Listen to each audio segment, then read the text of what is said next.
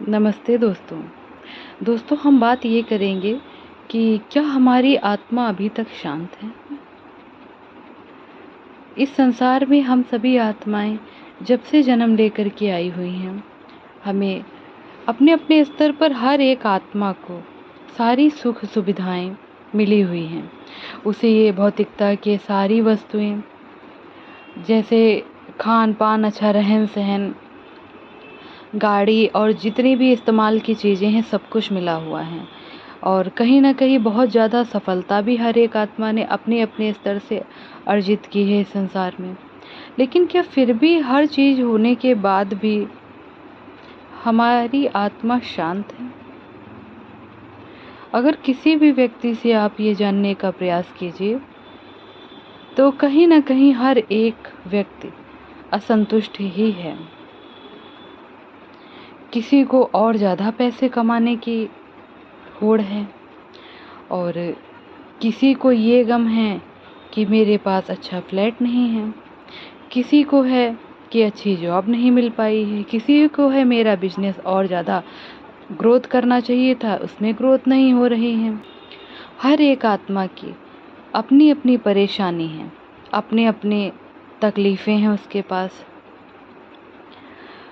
पर ये समझने वाली बात है कि हर एक आत्मा अच्छा खा रही है, पी रही है, जहाँ मर्जी है वो टहल रही है, घूम रही है एक स्थान से दूसरे स्थान और हर एक सुख सुविधाएं। फिर भी उसके अंदर कहीं ना कहीं एक तड़प है कि अभी कुछ नहीं मिला, अभी कुछ नहीं मिला। और मान लीजिए ये सारी चीज़ों में किसी का बिजनेस मान लीजिए चल रहा है, उस बिजनेस से वो संतुष्ट नहीं है, उसने अपना और ज़्यादा बिजनेस बढ़ाया, धीरे धीरे बहुत सारी फैक्ट्रियाँ खोल ली। तब भी उस आत्मा के पास अगर जा कर के सवाल करिए कि क्या आप संतुष्ट हैं अपने जीवन में, तो उसका जवाब यही होगा कि मैं पूरी तरीके से संतुष्ट नहीं हूँ। और जैसे जैसे समय बीतता रहता है, फिर कहीं ना कहीं आत्मा की एक खोज शुरू हो जाती है। उसे लगता है कि मैं ये जीवन क्या कर रहा हूँ, या मैंने ये क्या जीवन जिया है अब तक, मेरा जीवन तो कुछ और ही होना चाहिए था। कहीं न कहीं मुझ में अशांति है। फिर वो आत्मा अपनी शांति कहाँ ढूँढता है और किस चीज़ों में ढूँढता है, और ज़्यादा घूमना शुरू करता है।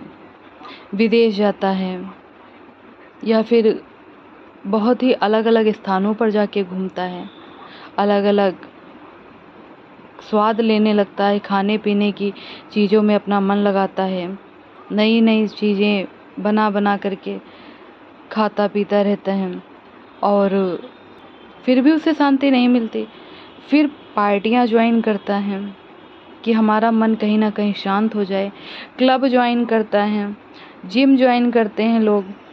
हर एक चीज़, लेडीज़ें किटी पार्टी ज्वाइन कर लेती हैं और कहीं न कहीं हर एक आत्मा में असंतुष्टता ही रहती है। ये सारी चीज़ें हज़ारों लाखों रुपए खर्च करने के बाद भी असंतुष्ट होती ही हैं आत्माएं। कोई अपने सौंदर्य प्रसाधन पर खर्चा करने लगता है, लाखों का खर्चा, ये चीज़ें वो चीज़ें। फिर कहता एक घर में हम संतुष्ट नहीं, अब हमारे पास और घर हों, 4 घर हों हमारे पास। हर एक चीज़ में इतना पैसा, हर एक सुख सुविधाएं, बहुत ही ज़्यादा पढ़ाई लिखाई की, अच्छी डिग्रियां हासिल कर ली, सब कुछ, लेकिन फिर भी असंतुष्ट ही है आत्मा। इसका मतलब साफ है कि आत्मा की जो प्यास है, आत्मा की जो तड़प है, आत्मा को जो संतुष्टि दे सकता है, वो केवल परमात्मा है। सोचने वाली बात, क्योंकि परमात्मा ही आत्मा के गहरे भावों को समझता है और हमारी आत्मा भी उस परम शांति की ही खोज में दौड़ती रहती है जीवन पर्यंत। बचपन से लेकर के बड़े तक, फिर बुढ़ापे तक आत्मा शांति की ही खोज के लिए न जाने कितने प्रयास करती है, कितने आडंबर करती है, कितना कुछ बहुत ज़्यादा प्रयास करती है, लेकिन उसको शांति कहीं नहीं मिलती है। और अंदर से कहीं ना कहीं एक खोज जारी रहती है कि मेरा मन असंतुष्ट है, मुझे कुछ और करना है, कुछ चाहिए, कुछ चाहिए। वो चाहिए क्या होता है? वो चाहिए है आत्मा को शांति। इसलिए कहते हैं कि परमात्मा की राह पर चलिए। कुछ पल के लिए अपने 24 घंटे में से 1 घंटा, आधा घंटा, 15 मिनट हम परमात्मा के लिए निकाल तो सकते हैं। हम कुछ ना करें उसके लिए, कोई मंत्र, कोई जाप, कोई व्रत, कोई उपवास, कुछ भी नहीं कर सकते। केवल और केवल 15 मिनट। जैसे हम फ़ोन पर बात करते हैं, जैसे हम आमने सामने किसी से बात करते हैं, उसी तरीके से हम परमात्मा से कुछ पल के लिए शांति से बैठ जाइए। किसी भी स्थान पर फिर आप जाइए, आपके अंदर एक ललक है बात करने की, तो परमात्मा से कीजिए। जैसे कि वो हमारा दोस्त है, हमारा साथी है, उसी से अपना एक संबंध जोड़ लीजिए। चाहे आप उसे दोस्त बनाइए, चाहे आप भाई बनाइए, चाहे कोई भी संबंध, उससे ही जोड़िए और उसे अपनी हर एक बात बताइए, क्योंकि वो सुनता है। और जब हमारे अंदर के भाव ही निकलने लगते हैं, हमारी आत्मा धीरे धीरे शांत होने लगती है, क्योंकि हम आए ही उस परम धाम से हैं। ईश्वर ने हमें वहाँ से ही इस धरती पर भेजा है। इसलिए आत्मा जिसको खोजती है वो है परमात्मा, क्योंकि हम सब संतान ही उसी की हैं। इसलिए हम सब तड़पते रहते हैं इस संसार के जगत में। कुछ पल के लिए हर दिन मौन होकर के 15 मिनट तक बैठिए और केवल कुछ नहीं कर सकते, लंबी गहरी सांस लीजिए। बहुत सारे विचार आएंगे, बहुत सारी दुविधाएं मन में चलेंगी, आसपास की चीज़ें हमें विचलित करेंगी। बाहर, जैसे अगर घर में हम बैठे हैं तो आसपास कोई भी गाड़ी निकल रही है या कुछ भी बातचीत हो रही है, तो वो चीज़ें हमें कहीं ना कहीं असुविधा देंगी। लेकिन जब हमारा ध्यान ही रहेगा कि हमें मौन में बैठना है, हमें परमात्मा से जुड़ना, हमें उस दिव्य अलौकिक शक्ति से जुड़ना है, तब ये चीज़ें भी साइड सीन की भांति ही लगेंगी। कुछ पल के लिए हर दिन बैठिए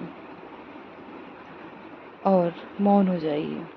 परमात्मा से सच्चे दिल से प्रार्थना कीजिए कि हे ईश्वर, मैंने इस संसार में अपना हर एक प्रयास करके ज़रूरत की हर एक चीज़ों को पाया है।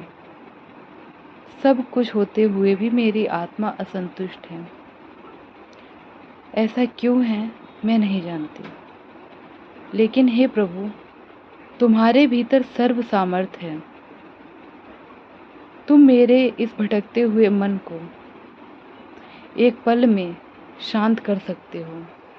मेरे इस विचलित मन को तुम ही स्थिर कर सकते हो। हे परमात्मा, बैठ जाइए और अपने मन के हर एक भाव को परमात्मा के आगे रख दीजिए। जब सच्चे दिल से प्रार्थनाएं आप करेंगे तो प्रार्थना हृदय से निकलेगी और ईश्वर से आप बार बार प्रार्थना ही कीजिए। वो सुनता है सबकी, और जब परमात्मा सुनता है तो हर एक सामर्थ्य वो अपने बच्चे में भेज देता है। हम सब उसी की संतान हैं। इस संसार में आकर के हम सब कमज़ोर बन जाते हैं, क्योंकि माया का जो आवरण है, परत दर परत हमारे जन्म जन्म से न जाने कितने जन्म लिए हैं, उसमें ही कितनी ही नकारात्मकता हमने भर ली है अपने अंदर। चाहूँ भी एक बार में ये सब सफाई नहीं हो सकती। इसलिए केवल योग का ही एक ऐसा मार्ग है, ध्यान ही एक ऐसा मार्ग है जिस पर चल करके परमात्मा के महावाक्यों को हम समझ करके उनकी रास्ते पर चल करके ही अपने जीवन को सफल बना सकते हैं। और जितनी भी ब्लॉकेजेस हमारे जीवन में हैं, ये जो असंतुष्टता का भाव है, नकारात्मकता ने हमें चारों ओर घेर रखा है, ये सब उसके मार्ग पर चलने के बाद ही हमारा जीवन चमकने लगता है, हम श्रेष्ठ हो जाते हैं। तो आइए 1 मिनट की प्रार्थना हम करते हैं परमात्मा से। एकदम शांत हो जाइए। कोई भी बातों का विश्लेषण हमें नहीं करना है। अपनी आँखों को बंद कर लीजिए। भ्रुकुटी पर यानी कि मस्तक के बीचों बीच में हम यहाँ पर अपना ध्यान लगा सकते हैं। यहाँ पर हम कोई भी अपना इष्ट देवता का ध्यान कर सकते हैं, या फिर कुछ नहीं तो हम केवल उस लाइट को महसूस करें। यहाँ पर लंबी गहरी सांस लीजिए। परमात्मा से बातें कीजिए। हे ईश्वर, इस संसार में आकर के भी मैंने इस संसार को जान करके भी नहीं जाना है। मैं अबोध हूँ, मुझे कुछ नहीं पता। मेरे भीतर वो सामर्थ्य भी नहीं है प्रभु कि मैं अपने जीवन को सफल बना पाऊँ। मैं क्या कर रही हूँ क्या नहीं, ये तुम्हें पता है हे परमात्मा। मेरी इतनी बुद्धि, इतनी क्षमता नहीं है कि मैं तुम्हारे गुण ज्ञान को जान सकूं और समझ सकूं। हे प्रभु, तुम तो सर्व सामर्थ्य हो। मेरे भागते हुए, भटकते हुए इस मन को शांत कर दो प्रभु, शांत कर दो। प्रभु, मुझे अपना बना लो। मैं बार बार तुम्हारे मार्ग पर चलती रहूंगी, बार बार तुम्हारे द्वार पर आकर के दरवाज़ा खटखटाती रहूंगी। हे प्रभु, मेरी पुकार कभी ना कभी तो तुम सुन ही लोगे और मेरी इस आत्मा को शांत करोगे। धन्यवाद प्रभु, मुझे पूरा विश्वास है कि तुमने मेरा हाथ थाम लिया है। मैं चाहूँ भी तो खुद के जीवन को सफल नहीं बना पा रही हूँ, लेकिन मुझे पूर्ण विश्वास है जिसका पिता ही सर्वशक्तिमान है, उस आत्मा को कैसा भय। मेरे सारे भयों को नष्ट कर दीजिए। मेरे भीतर परम शांति और परम ऊर्जा को प्रवाहित कर दीजिए प्रभु। धन्यवाद, धन्यवाद, धन्यवाद। इस तरीके से रोज़ हम परमात्मा से प्रार्थना करें ताकि हमारा जीवन सफल हो और हमें आंतरिक शांति प्राप्त हो सके और हमारा भटकता हुआ मन शांत हो सके।